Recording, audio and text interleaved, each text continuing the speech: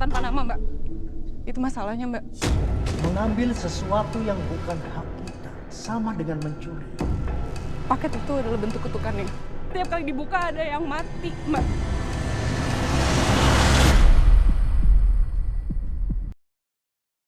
Selamat siang para lovers, ketemu dengan aku Rezi Andria. Nah, kali ini aku lagi bersama dengan bintang tamu yang lagi mau promosi film terbarunya nih, yaitu Kak Putri Ayudhya. Yeay, mana tepuk tangannya?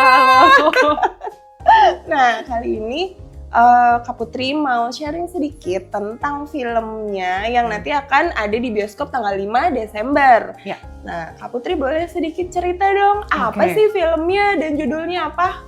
Nah, Rezi, thank you banget Iya. para lovers. Aku Putri Ayudhya dan kali ini mau sharing soal film Terkutuk. Jadi buat kamu yang suka film horor, nah ini wajib banget masuk di list kamu nanti buat mengawali bulan Desember. Waduh. Film ini akan jadi sesuatu yang berbeda. Even though it sounds cliche, tapi film ini setelah sepanjang karir aku ya, akhirnya bekerja sama dengan Malaysia.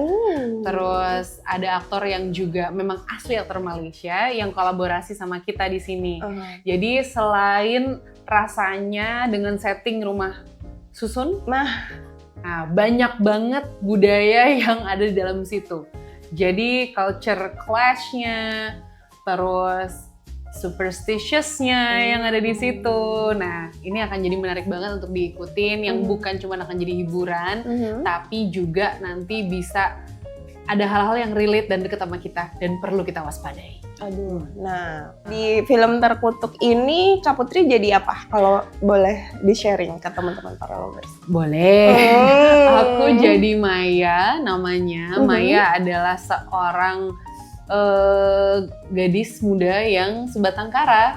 Karena orang tuanya udah nggak ada, tinggal sendirian, survive sendirian. Dan untuk survive, dia bekerja sebagai LC di sebuah karaoke kelas bawah. Menarik Gitu. sekali. Oke, berarti gimana Kak Putri ceritanya Kakak Putri bisa memilih, oke aku mau nih jadi Maya. Kalau ini milihnya sih karena Bang Ucup ya, karena sama Andi Bahtiar Yusuf, sutradaranya, kita udah kenal lumayan dari beberapa tahun lalu. Kemudian film pertama aku dengan Bang Ucup tuh di La For Sale 2. Nah, di sana ketika kita udah pernah kerja bareng, tahu happy kerja barengnya, jadi ya udah deh. Makanya kita ditawarin, ayo Bang, lagi. Gitu.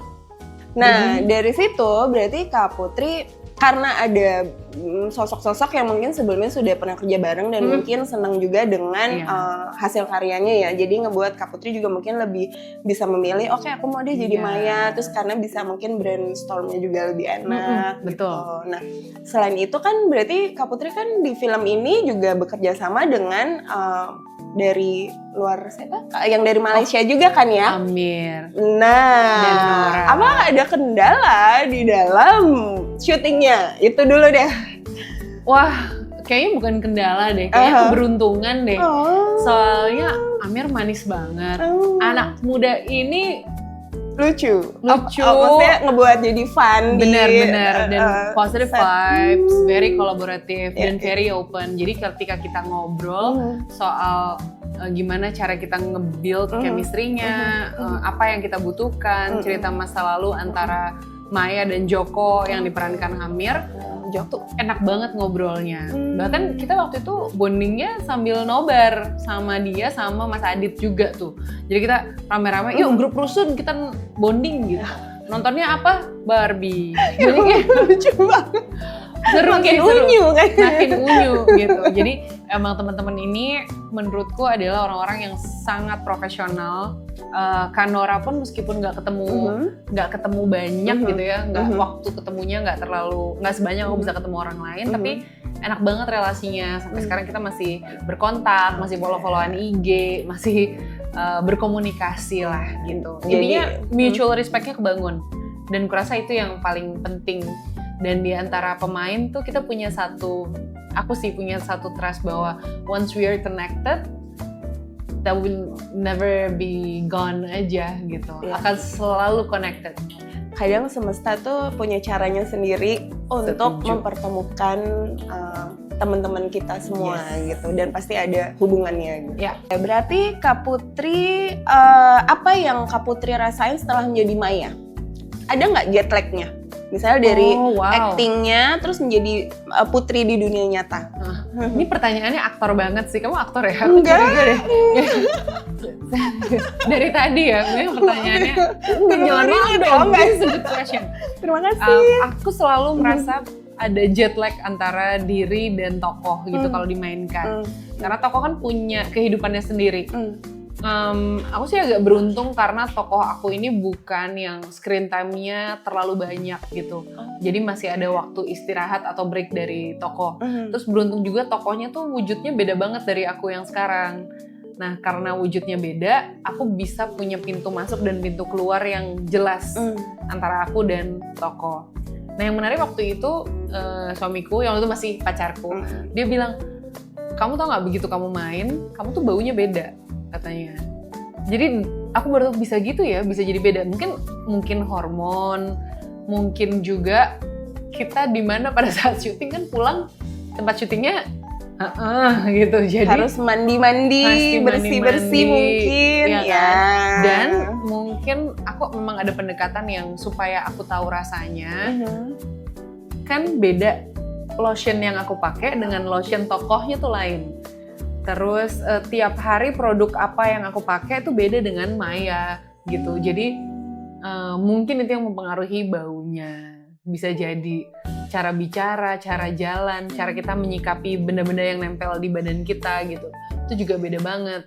Jadi kalau pertanyaannya jet lag, ya ada, pasti ada jet lagnya dan ada butuh waktu untuk kembali seutuhnya gitu ya ke Putri. Tapi untungnya sekarang sih udah dapat metodenya gitu, gimana caranya in and out karakter dengan lebih mudah gitu. Sih, berarti pengendalian dirinya tuh penting banget ya Kak. Oh penting. Gimana caranya supaya oke hari ini udah selesai nih gitu kan? Iya. Gimana? Yang menarik tuh aku merasa akhir-akhirnya dapet insight ya. Kalau kita main kan kita suka bilang ilmu tertinggi adalah ikhlas gitu ya. Nah, coba. Tapi ternyata di keaktoran ikhlas itu adalah mulainya. Ilmu tertingginya adalah kontrol. Karena kalau kita udah dapat skillnya, bisa masuk ke dalam perasaannya, bisa mengekspresikan pesan-pesannya gitu ya, itu akan sulit kalau kita nggak punya kontrol terhadap blocking, interaksi gitu. Nah, jadi acting tuh menurutku banyak hal soal melepaskan dan mengontrol. Kesimpulan deh yang akan kita tutup setelah ini, apa yang Kak Putri pengen sampaikan ke teman-teman semua selain mungkin menonton film Terkutuk, apa yang ingin disampaikan dengan teman-teman para lovers? Karena jujur aku di sini terinfluence dengan Kak Putri gitu. Baru sedikit ngobrol udah lanjut gimana nih, nggak kelar-kelar nih kayaknya. Akhirnya sih emang harus ngopi bareng kayaknya. Iya benar. So film Terkutuk adalah sebuah film yang menceritakan tentang Rada, seorang reporter yang pindah ke rusun lain bersama anaknya. Dia berusaha meninggalkan masa lalunya, tapi kemudian mulai mendapatkan teror-teror tertentu di tempat tersebut.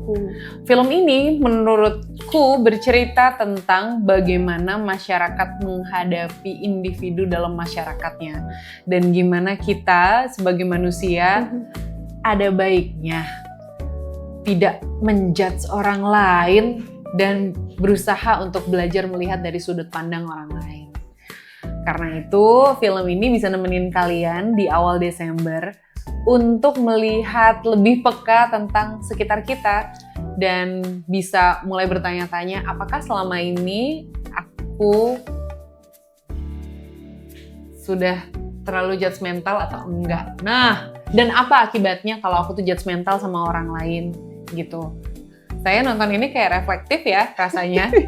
Jadi dalam semangat healing teman-teman dan semangat berkarya bahwa apapun yang kita lakukan, apapun yang kita upayakan jangan lupa bahwa kita selalu memberikan impact ke orang lain dan ke diri kita sendiri. Sehingga be smart, be wise, and most of all, be kind to yourself and to others. Sehingga insya Allah apapun yang terjadi sekeliling kita bermanfaat buat kita dan orang lain. Amin.